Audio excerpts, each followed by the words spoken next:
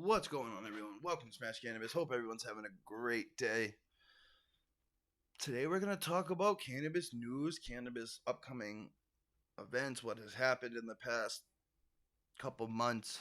Um, if you want to support me, you can find me on Instagram. I have a Teespring. I have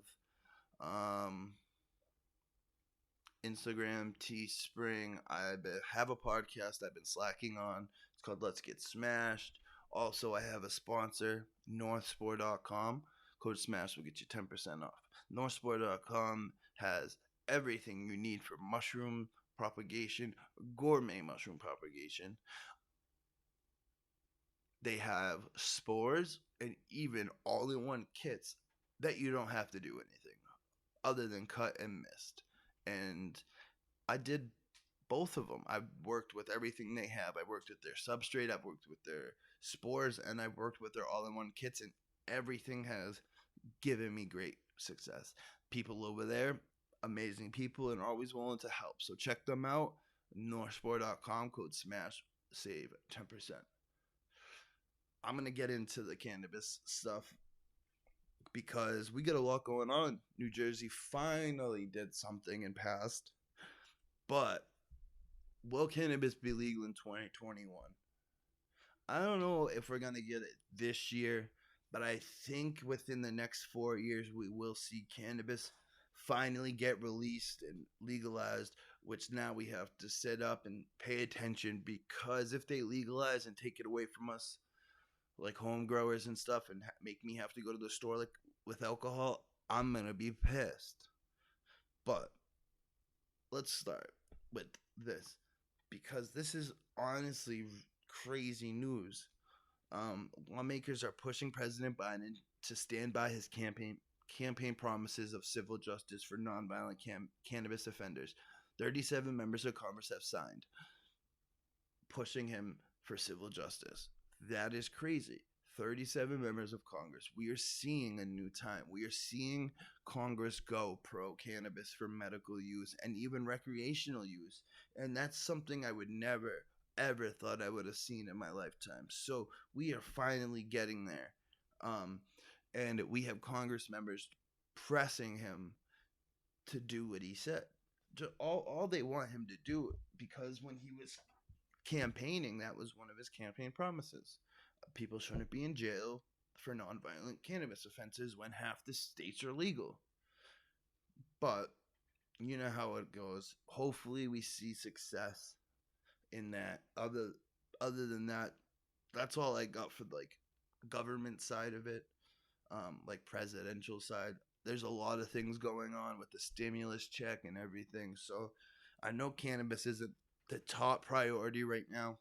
Still in a pandemic and everything. Kinda, I guess. Florida's buck wild down there, but whatever.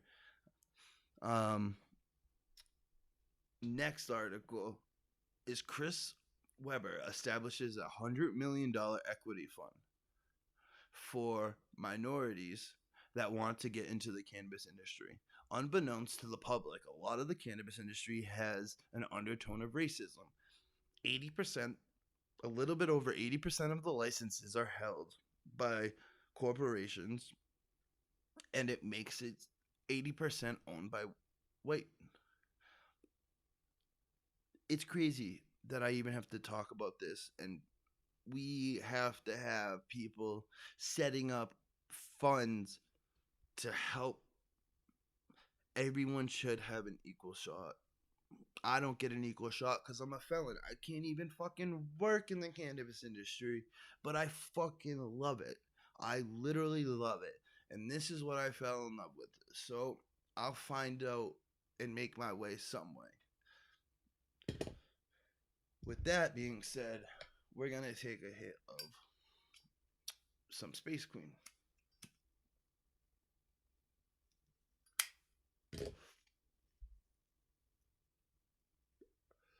That was weird.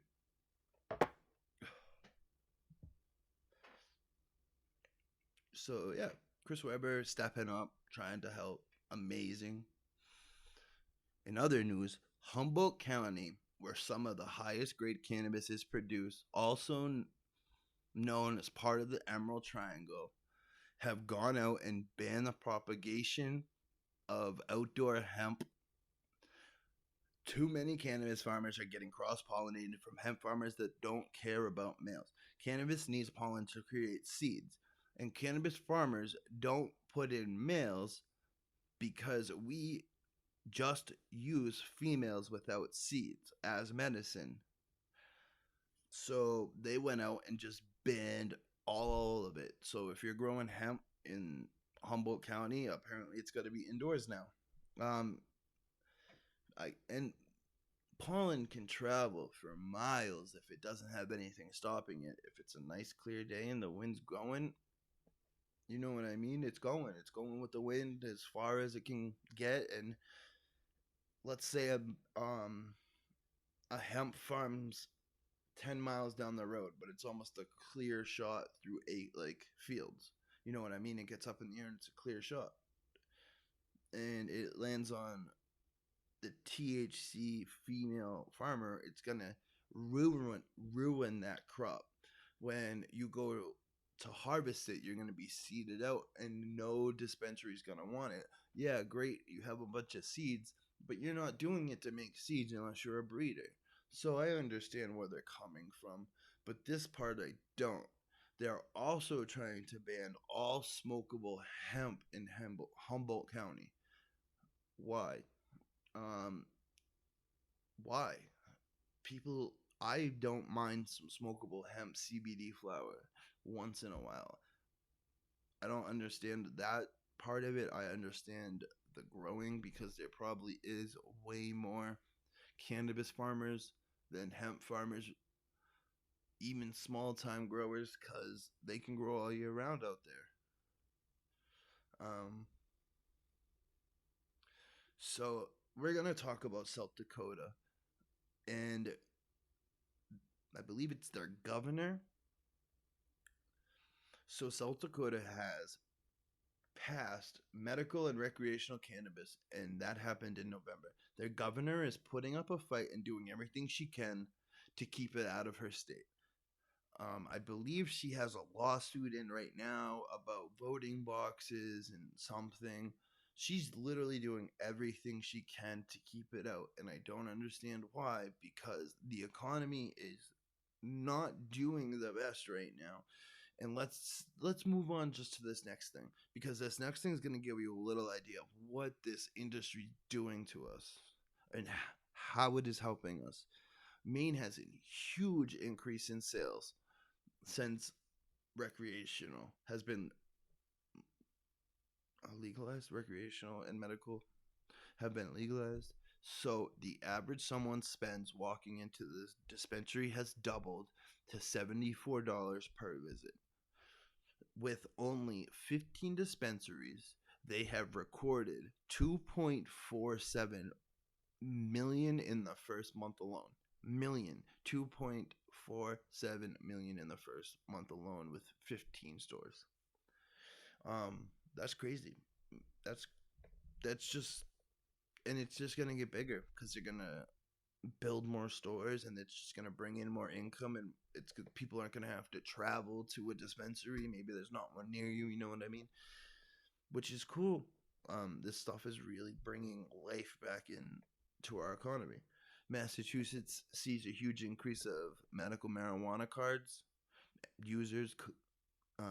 When the pandemic hit, there are now 150,000 registered cannabis patients in Massachusetts.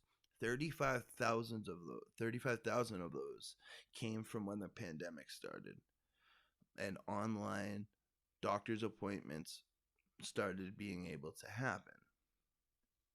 Cool. It's, I don't know. I got to get my medical card. I don't need it because we have recreational, but it would be cool if I had a medical card to go to Maine. You know what I mean? Our prices are insane out here, and I hate it.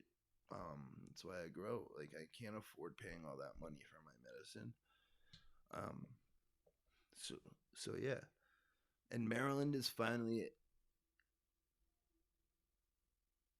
Maryland is finally sitting down and talking about cannabis use in the state. DC, fine. Washington D.C. finally moving to.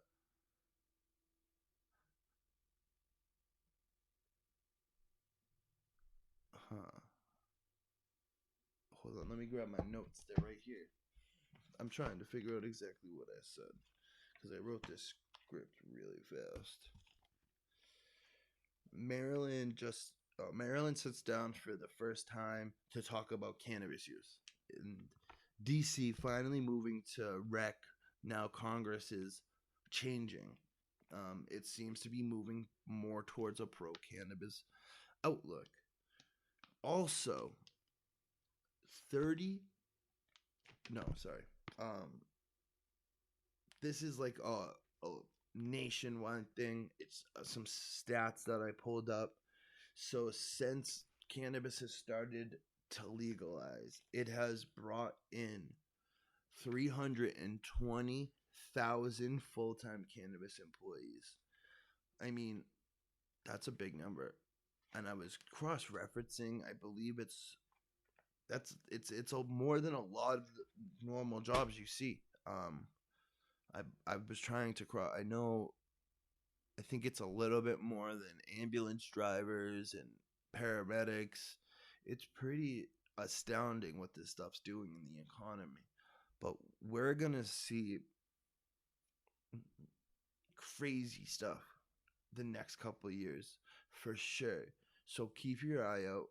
Make sure if you're a home grower, we need to pay attention. This is why I'm bringing this out because I'm paying attention now because I want to see what they write up when they legalize it because I'm not going for any bullshit this time. I'm not getting my stuff taken away from me. I invested a lot of money into my home grow, and if they legalize and make it so I have to buy it at a store and I can't grow it here, I just wasted thousands of dollars and time and effort, and I don't want to do things illegal. So this is why I'm paying attention now, and this is why you should be paying attention now.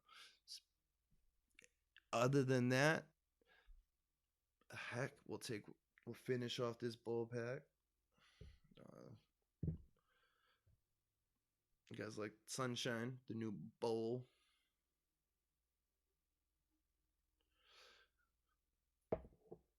But other than that, have a good day. I'll do another one next week. I'll check the news and see what's going on, and I'll just take out the cannabis information and cross reference with other people. Is how I figure out what I want to talk about now. Just to make sure I don't get like one station could have something wrong. I just want to make sure it's actually happening and they're not just like helping someone promote themselves. You know what I mean?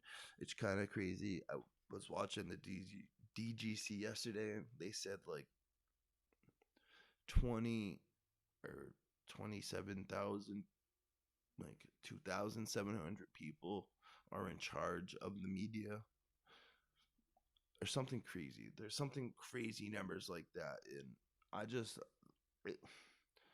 make sure you read it on a government website and see what they're doing and seeing what they're passing. Other than that, dude, don't forget to check out my sponsors. Smash the like button. Please subscribe. I'm trying to gain this channel. I don't fucking. I got the garden going finally. I got a GG4. Actually, it's a Gorilla Cookie down there. I got a bunch of autos. I got a Sour Diesel auto. I got two Stompers. I got White Wedding in there now. So hell yeah. Stay tuned for garden updates and everything.